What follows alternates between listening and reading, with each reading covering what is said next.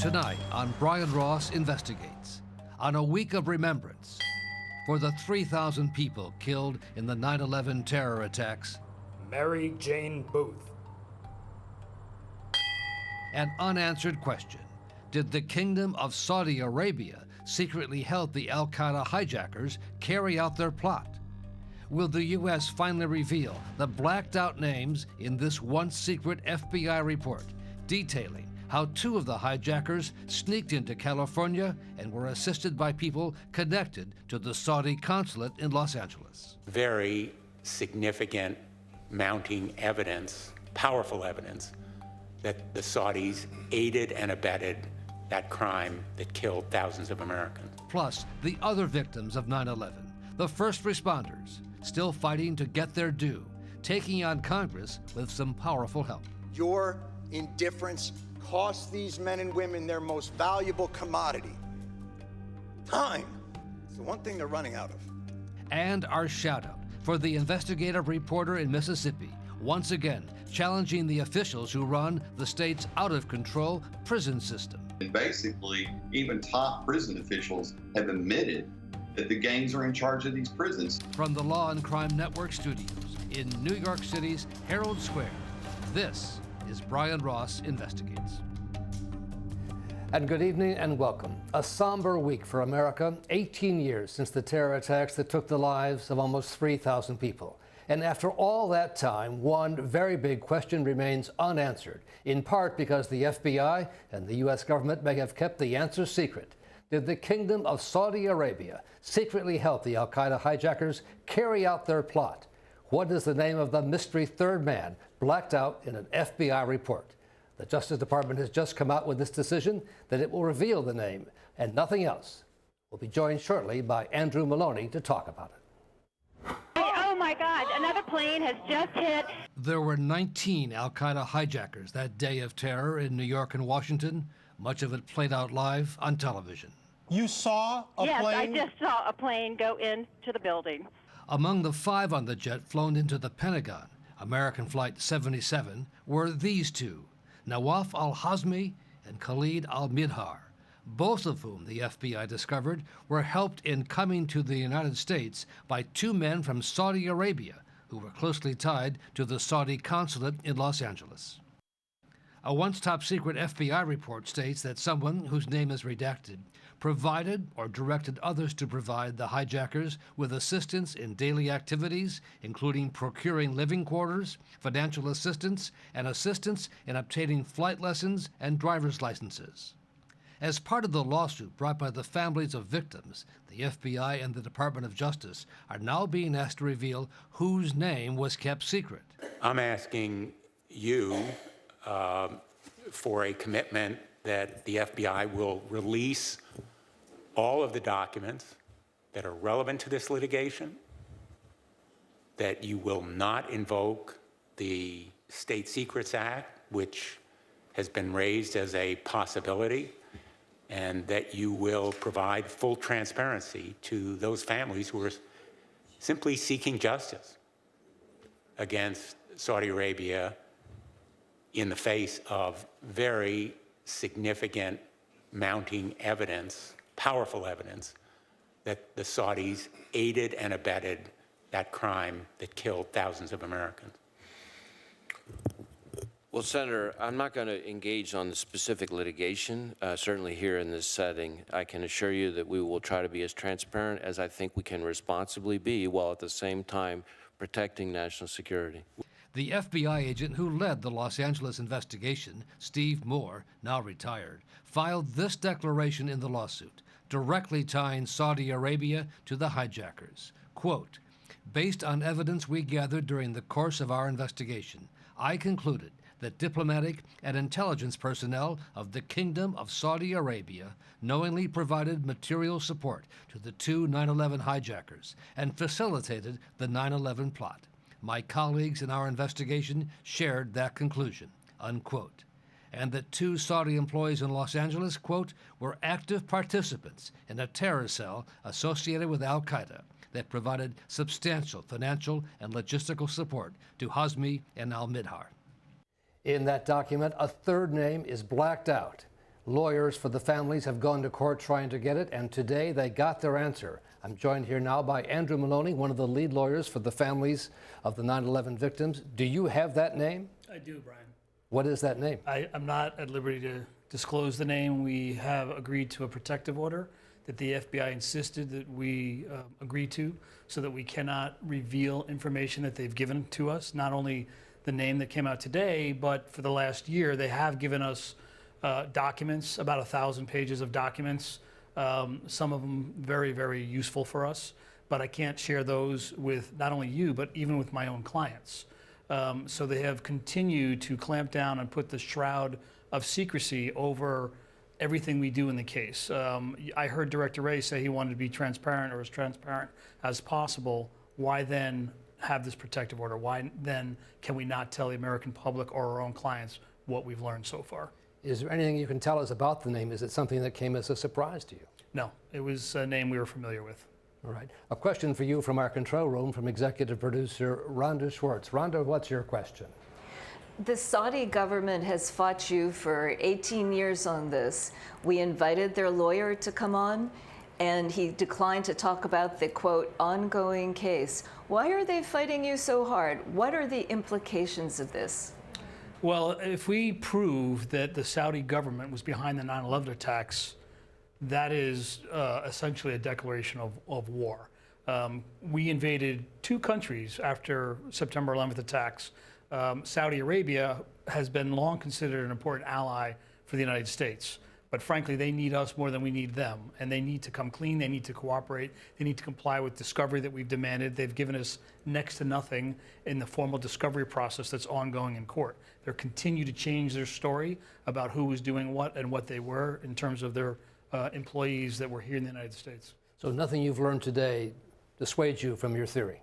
Quite the opposite. It continues to corroborate and give us more rocket fuel to get this case to the finish line. There's one theory that the Saudis were working with the CIA perhaps to launch a undercover investigation, try to infiltrate al-Qaeda and turn these 2 al-Qaeda members to cooperate. I've heard that rumor.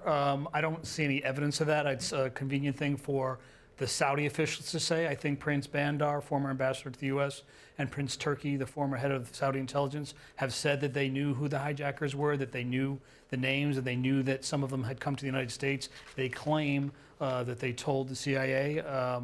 We don't have evidence of that. The CIA was purportedly tracking 2 of these guys while they were in Malaysia, but beyond that, we don't have any evidence that the CIA or FBI was aware of what they were up to in the United States. But it's very telling that Saudi high-level officials have said we knew who they were.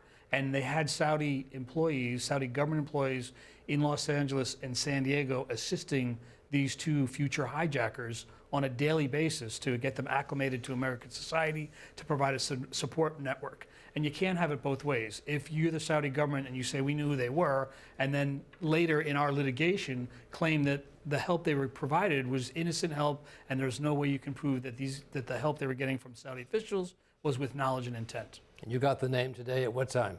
4 o'clock. From the Department of Justice. Yes. And now what's the next move for you then?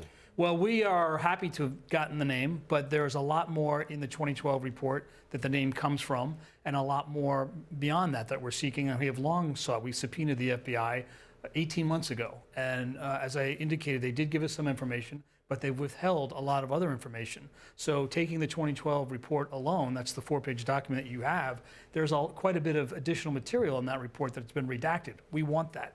And we were told today by the Attorney General that he was exercising his privilege of declaring it a state secret and a matter of national security 18 years after the events that took place.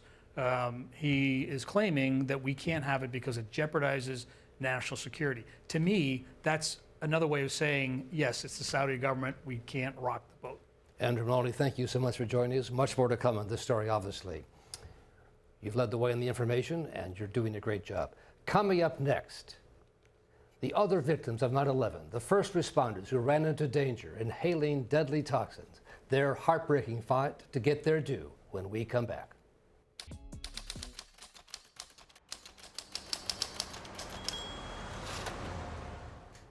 Next, a little good news. Medical bills and compensation for the 911 first responders and survivors has now been assured by Washington.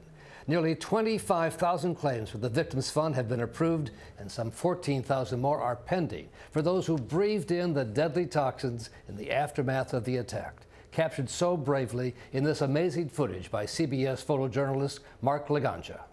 To me, it sounded like a jet flying over. That's why I panned up. And then you see the tower collapsing.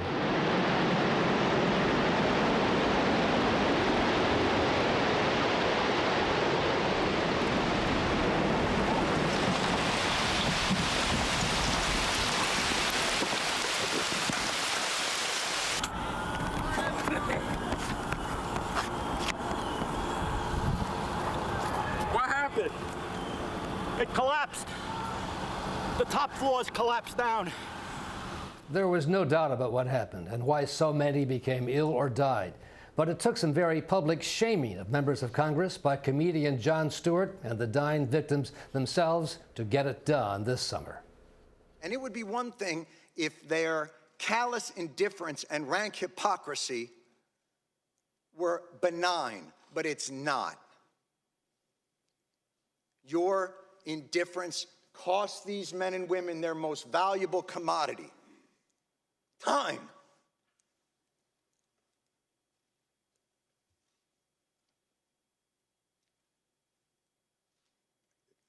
It's the one thing they're running out of. We're joined now by two very knowledgeable guests on this subject. David Eisbrook, one of the many lawyers who represents the 9/11 victims, and Dr. Lee Wilson, who's the medical director for the Northwell Queens World Trade Center Health Program. Thank you both for joining us. Dr. Wilson, let me start with you. What is it they're suffering from? Is it cancer? Is it in the lungs? So thanks so much for asking. So if you think about in the early days after 9/11, most of the illnesses that were being seen were directly related to the inhalation or ingestion of the dust, nasal passages, lungs, ingestion, so acid reflux and those sorts of diseases. You know, over time, there was a concern that people were exposed to many known and probable human carcinogens. Most people are familiar with asbestos, but there are a number of other probable human carcinogens in the dust. So we do cover conditions, like I was saying, from the early days, the sinuses, the reflux, and conditions related to the lungs, but we also cover many cancers as well. David Eisbrook, is there enough money to cover all of these health issues? This goes to 2090? There is now. This is an uncapped fund, Brian, so the fight was to reauthorize the bill and extend the limits to cover any claims made through 2090. The World Trade Center Health Organization that the doctor is involved in had already been authorized, extended to 2090. Actually, in the prior bill, claims could be made up until 2090, but the funds, the money, the compensation for these people was running out. So that's why Jon Stewart was the stalwart of the fight to extend this. And as a true bipartisan vote, one of the few bipartisan bills to be voted through under this administration, maybe absent some criminal bills, it was a 97-2 vote to extend it, and now it's an uncapped fund, so there will be money to pay victims through 2090. The two Republicans who voted against it, Rand Paul of Kentucky and Mike Lee of Utah, said it's too much money. There's no limit on this. Well, Rand wanted what he called a paid-for exception. For all the money that was paid into the fund for injuries, he wanted it to be allocated from a certain area. He wanted to be paid for by some type of revenue stream from Congress. The other senator, he had a problem with the years. He wanted it capped, and it was a strong fight against that, and it is an uncapped extension. Dr. Wilson, is there a way to treat these victims? Can they be saved? Are they all doomed? Absolutely, there's treatment. Most patients are getting conventional treatments as appropriate for their cancers. Thankfully, we have funding from the World Trade Center Health Program to cover patients whose cancers meet the latency and exposure criteria as set forth by the government. Why is it carried out to 2090? So this actually is more applicable to what we call the survivors, so the folks that lived and worked in the designated area, because there were children and younger folks there. My cohort or my group of responders most likely will not be around till 2090. Sorry, guys. What's their morale about all this? They feel the government's finally recognized, America's recognized what their contribution was? Most people genuinely appreciate, as they know that they either volunteered or were sent down to ground zero on 9/11 to serve their country. Most of them definitely appreciate that there is funding to take care of them. David, in your clients, though, is there an anger about this?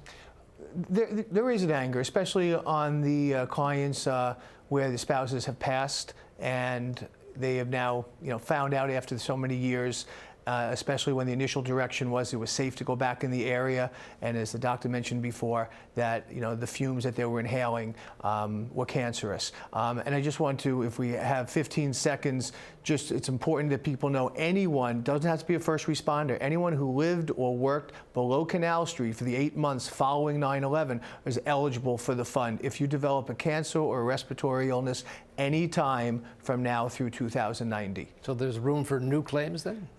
The fund was extended purely for new claims, that anybody, even children who live down there, who develop cancer when they're 50, when they're 60, they may have been 5 or 10 years old at the time, are now eligible for compensation up to 70 years from now, especially people who were exposed to asbestos, and the latency period there could be 30, 40, 50 years for asbestos. They may not develop it till the year 2060, 2070. They're eligible for compensation. There are new claims coming in every day. And Dr. Wilson, quickly, you're seeing them, you're giving them hope? I do my best to give people hope. I try to focus on the positive when people come in. And like I always say, I like to see people when they're well as when they're sick. But we do try our best to keep things positive.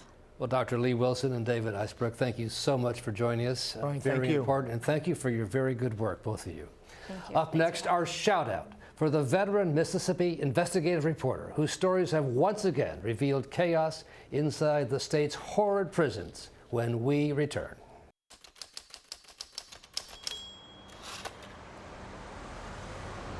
And our shout out tonight is for a veteran reporter who has now become his own boss and his own editor. Jerry Mitchell has created the Mississippi Center for Investigative Reporting and continues to stir things up, as you will see, going back, following up on old stories to make sure officials keep to their promises to make things better.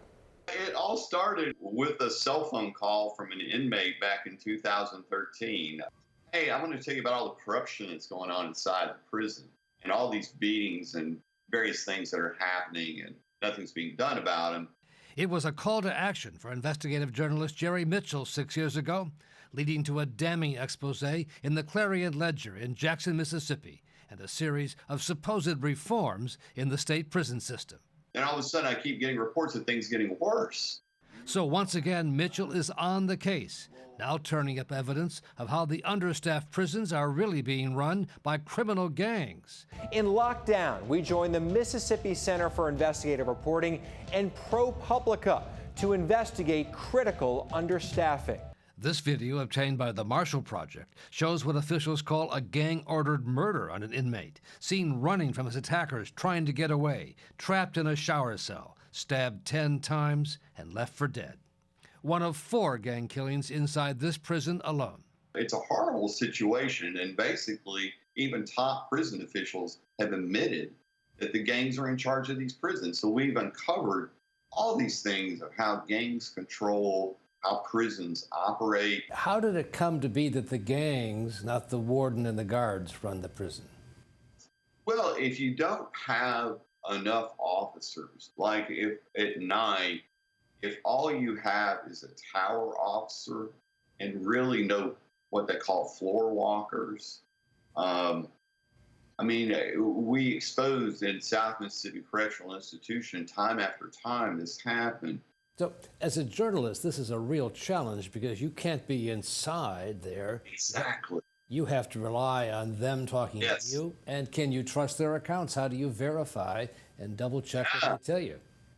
That's a great, well, you piece it together. You use inmates, you use reports, you use incident reports and things like that. You use correctional officers who work there. Really to kind of get a picture. I I love reporting on hidden worlds, and this is like one of them. It's become a big issue in Mississippi.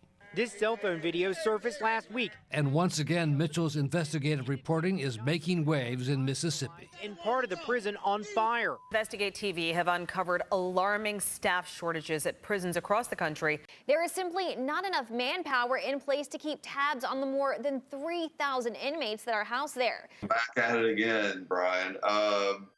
Yeah, they're not happy with it. A lot of silence. Most of this time, they've kind of just circled the wagons.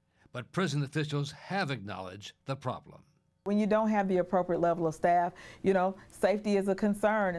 Before his new series on prison exposés, Mitchell made big news when he obtained this photograph of 3 Mississippi college students posing with guns in front of the bullet-ridden sign commemorating the death of Emmett Till, a 14-year-old African-American who was lynched in 1955 after being accused of the rape of a white woman. I had a friend of mine say this looks like a trophy shot, so instead of a 10-point buck, they're standing in front of the Emmett Till sign. It's just very disturbing. The 3 students, all members of an Ole Miss fraternity, were suspended. Another black eye for Mitchell's home state. As a reporter, your obligation is not to protect somebody's reputation. It's ours is to tell the truth. So you're really filling a huge gap in local investigative journalism. We really feel we are, Brian. It's an important thing. I know you feel and I feel, investigative reporting is so key. It's so important to our democracy to make it work right. We have to know. Citizens have to have knowledge of what's really going on. Indeed. So our shout out tonight for Jerry Mitchell and the Mississippi Center for Investigative Reporting and all those who have supported it, including our own executive producer, Rhonda Schwartz, who serves on the center's board. That's our program for tonight. Thanks so much for joining us. We'll see you back here next week.